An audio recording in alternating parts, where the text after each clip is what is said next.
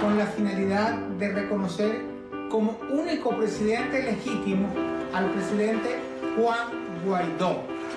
Felicitamos y alentamos al presidente encargado y a la Asamblea Nacional a dar los pasos necesarios para la definitiva democratización de las instituciones del país.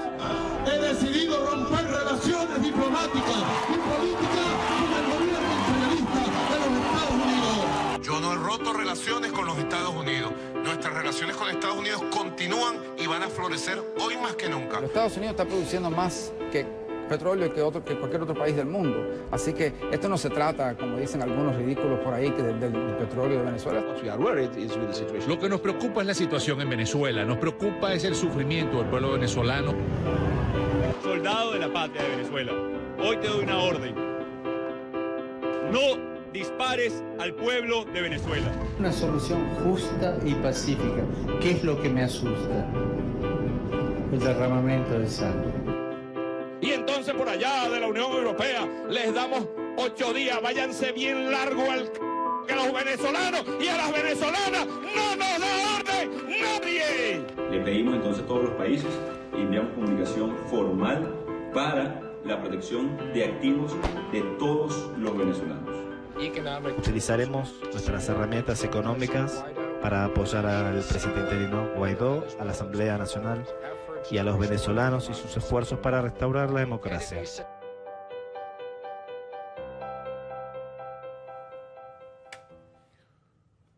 Le pido que a partir de este momento me acompañe utilizando la etiqueta Conclu J. Guaidó, de Juan Guaidó. Esa es la etiqueta que vamos a estar utilizando durante toda esta edición especial de Conclusiones, numeral Conclu J. Guaidó.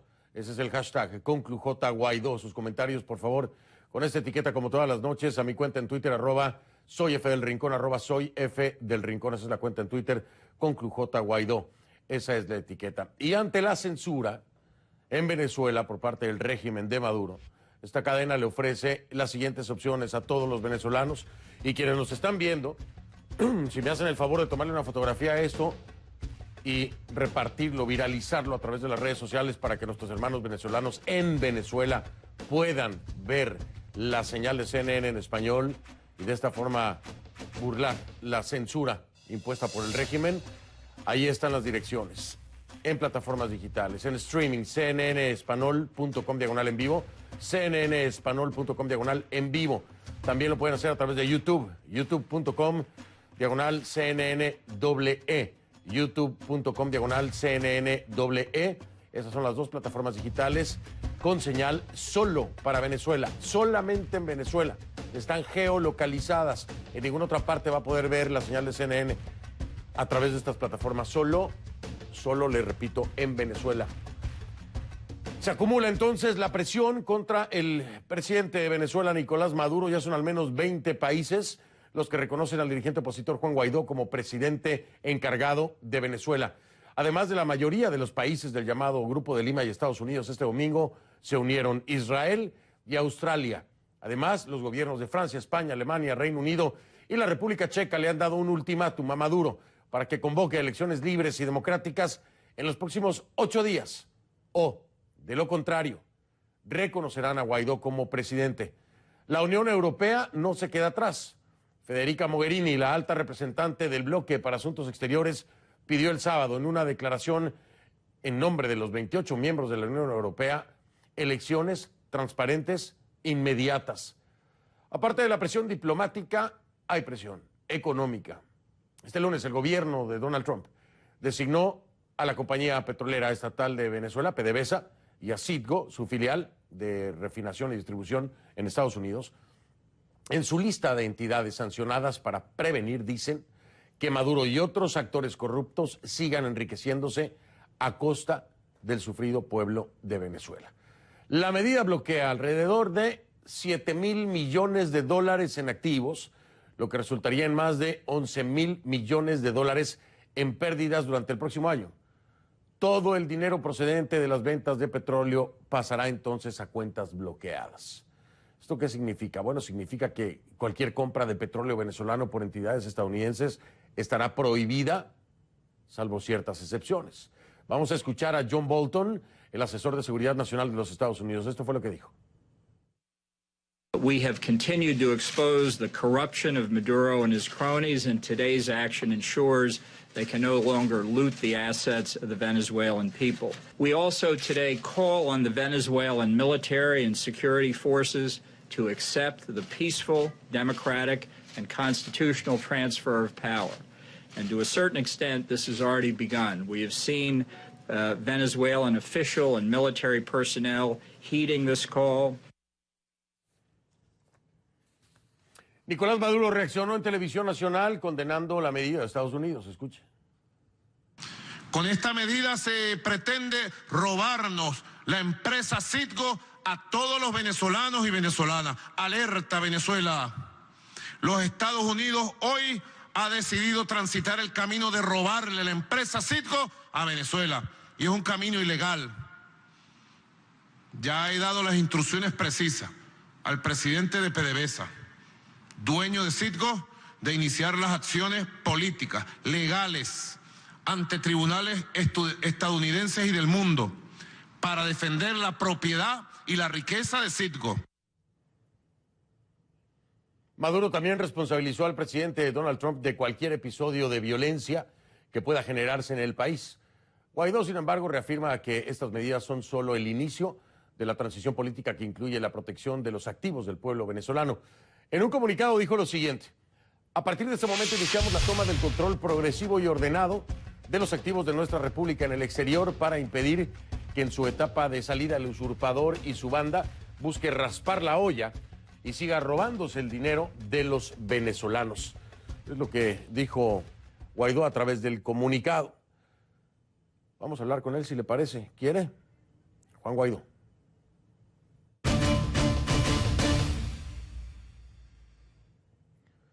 Le doy la bienvenida a Juan Guaidó, quien juró asumir las funciones del Poder Legislativo el 23 de enero en Cabildo Abierto y que es reconocido por más de una docena de países, una veintena de países, como el presidente encargado de Venezuela. Juan Guaidó, bienvenido, gracias por estar aquí. Fernando, buenas noches, ¿cómo estás? Saludos a todos los que nos ven y sintonizan en este momento. Gracias, gracias por acompañarnos. Juan, un día muy importante, sumamente importante, porque por primera vez se dan sanciones en el ámbito petrolero por parte de los Estados Unidos directamente contra PDVSA y el dinero que irá a cuentas bloqueadas. ¿Tendrán acceso ustedes entonces a estas cuentas, a este dinero? ¿Cómo piensan utilizarlo y a partir de cuándo podrán ustedes tener acceso a este dinero? Sí, gracias primero por la entrevista, Fernando. Hoy, por cierto, cerraron un nuevo programa de radio en Venezuela a César Miguel Rondón por la censura. Con respecto al tema de la protección de activos venezolanos, una solicitud, una petición del Parlamento Nacional resguardar los activos venezolanos con el único objetivo de que no sigan robando al pueblo de Venezuela. Ya se han demostrado más de 37 casos de corrupción por parte del Parlamento, denuncias que se han hecho, no solamente por el caso Odebrecht, estuvimos conversando en algún momento de ese tema, Fernando, también por los casos en PDVSA, también por los casos de Tesorería Nacional, como endeudaron a PDVSA, también por la compra de alimentos y medicinas, en el caso de lo que llaman CLAP, que es un subsidio de alimentación. Así que esta medida responde a proteger los activos de Venezuela para poder implementarlos precisamente, no solamente en la atención de la emergencia humanitaria, que es urgente en Venezuela, que ha producido más de 3.300.000 migrantes en este momento, que ha producido y que hoy el venezolano vive con menos de $3 al mes, que hoy el venezolano no tiene cómo llegar a su puesto de trabajo porque no hay transporte público. Entonces, esta medida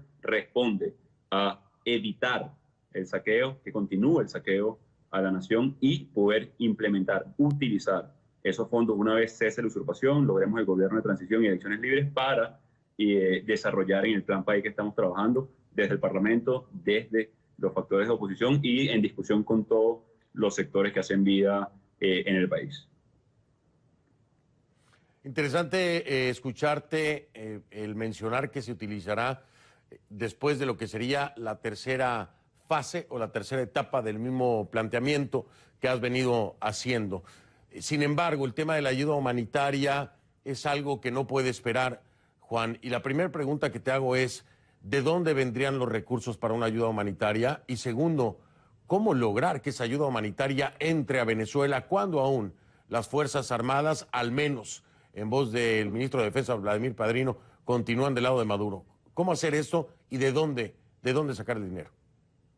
Sí, ya hay un primer aporte de un país amigo como los Estados Unidos de $20 millones inicialmente.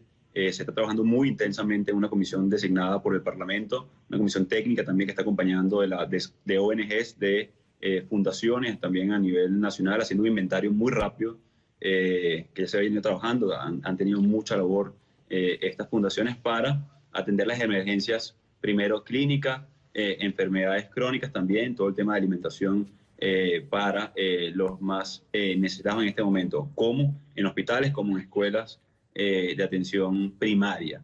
El tema de la ayuda humanitaria, también hemos contado con respaldo de algunos países de la región. Aquí hay un elemento importante, nosotros hemos hablado en todo momento de las Fuerzas Armadas.